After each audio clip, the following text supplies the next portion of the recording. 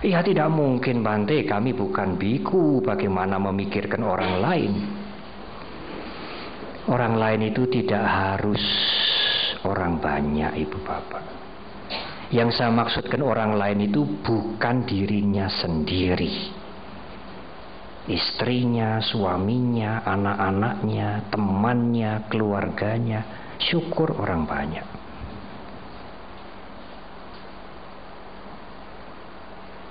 Kalau malam hari ini kami berdua bisa memberikan sesuatu untuk ibu bapak dan saudara, alangkah bahagianya kita. Alangkah manfaatnya kehidupan kita ini. Kita ini tidak sia-sia dilahirkan oleh orang tua kita di dunia ini. Semakin banyak kami bisa memberikan manfaat kepada lebih banyak orang, semakin hidup ini bermanfaat. Saya pernah terbang dari Denpasar ke sini, Jakarta. Karena harus ceramah yang penting sekali. Saya tidak usah sebut di mana dan siapa yang mengundang. Selesai harus balik ke Denpasar. Karena di sana ada latihan samanera. Saya harus mengajar di sana. Ya tentu dengan pesawat.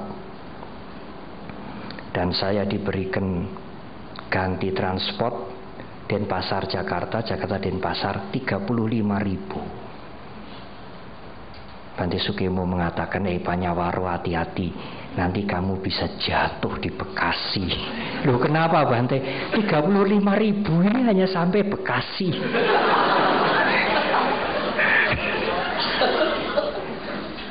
Tapi apakah Bante bahagia? Oh ya, saya sangat bahagia.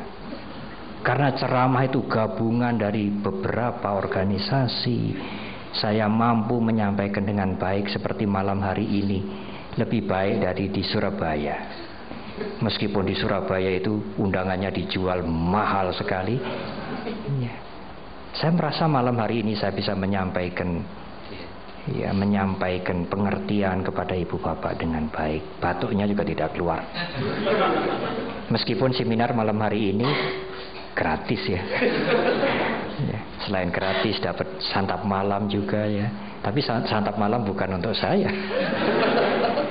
Itulah kebahagiaan kami ibu bapak. Pada saat kami bisa memberikan sesuatu meskipun bukan materi, bukan uang, bukan makanan.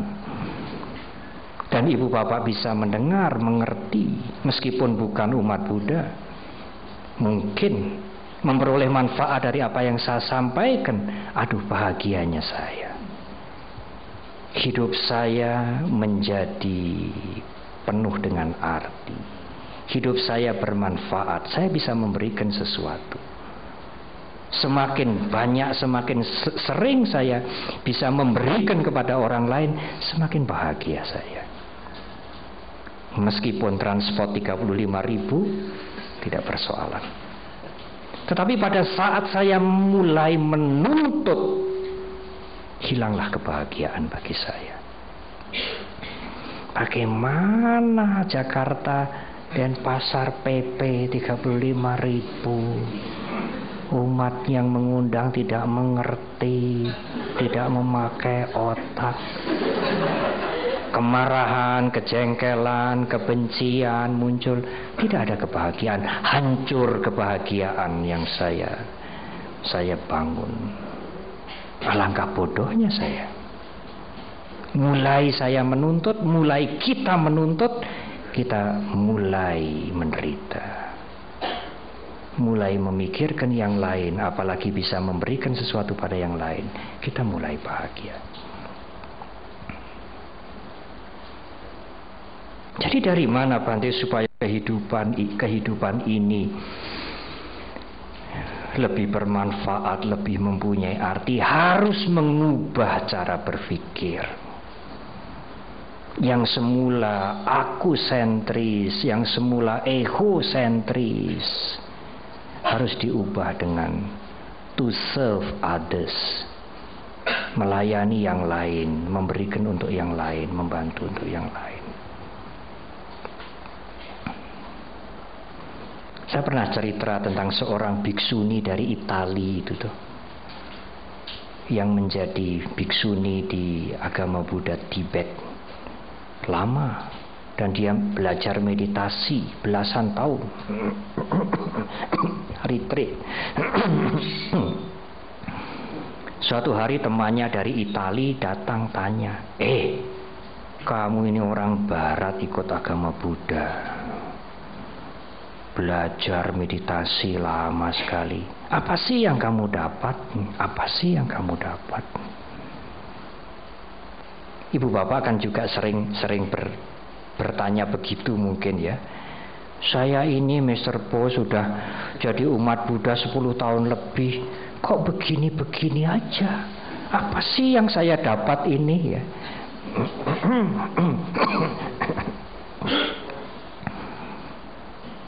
Biksuni itu pandai sekali.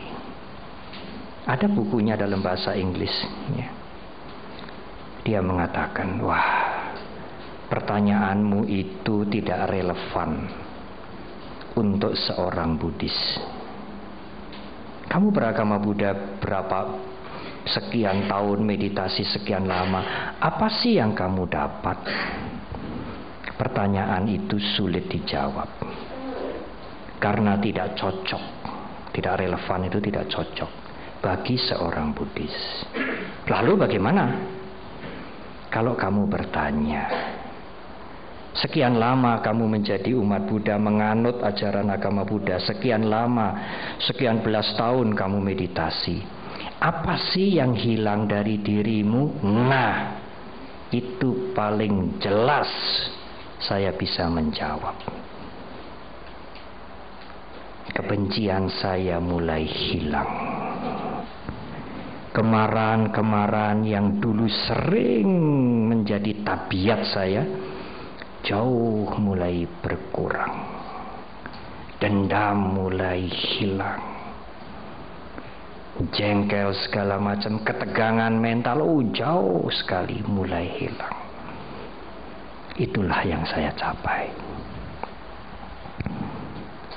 Begitulah cara berpikir seorang Buddhis, ibu bapak. Tidak self-center. Apa sih yang saya dapat dengan jadi umat Buddha? Kan begitu. Karena cara berpikir kita itu selalu ingin mengumpulkan harta, mengumpulkan kekayaan, mengumpulkan segala sesuatu, sampai kalau di rumah ada dus-dus yang tidak pakai itu mau dibuang, jangan. Begitu toh? Mari kita ubah itu, ibu bapak. Cara berpikir yang tidak sesuai dengan dharma itu mari kita ubah.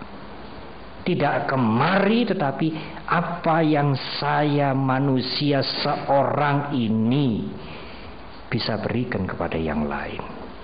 Alangkah bergunanya hidup seperti itu.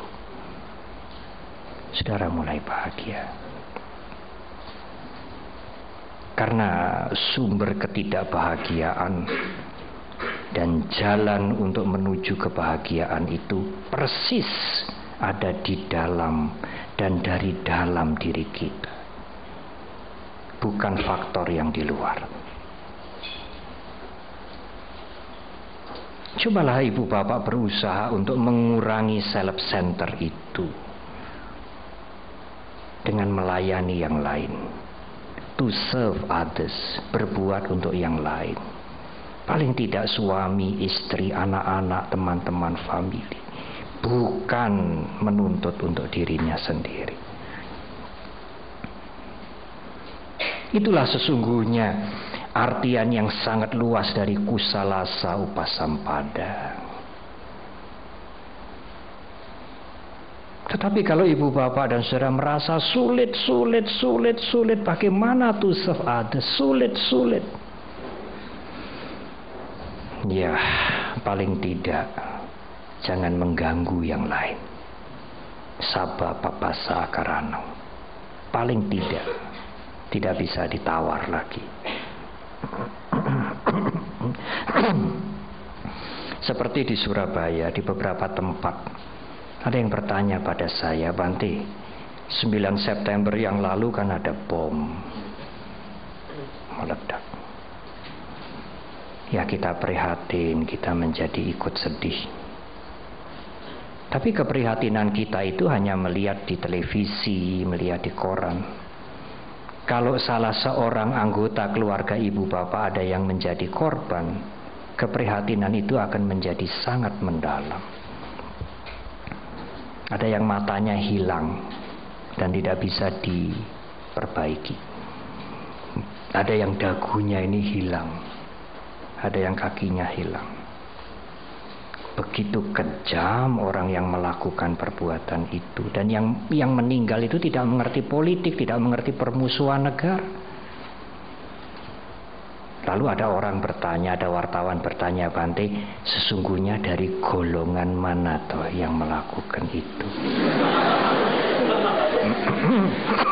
Saya berusaha untuk menjawab. Bante menjawab, ya saya menjawab. Bante kan ikut politik nanti. Iya, nyerempet. Saya menjawab begini ya saudara wartawan. Kalau saudara bertanya yang kejam seperti itu golongan mana sih?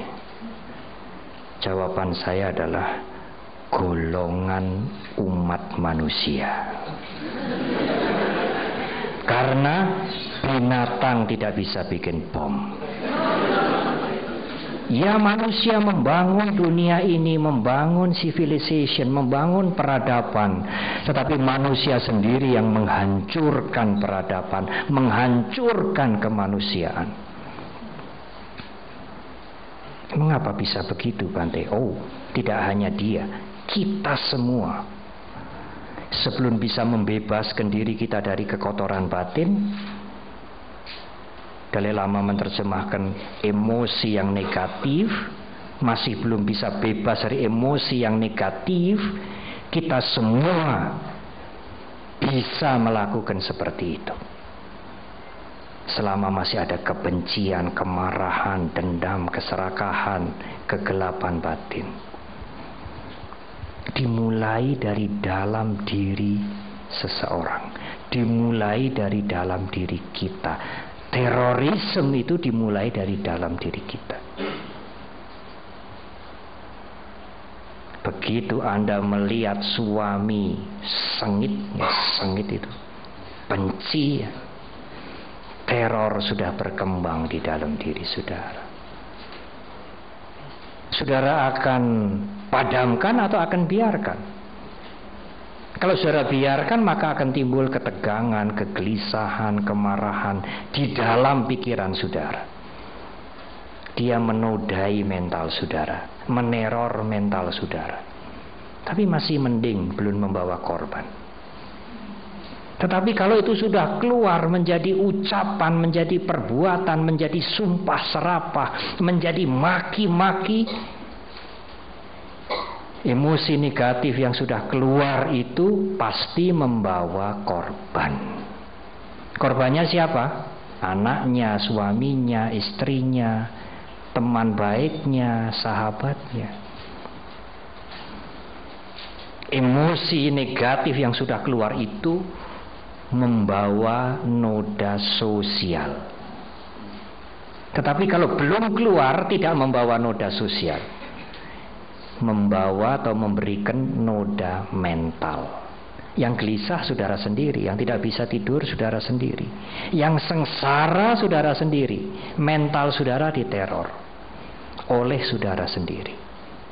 Tapi kalau sampai keluar pasti meminta korban. Pasti.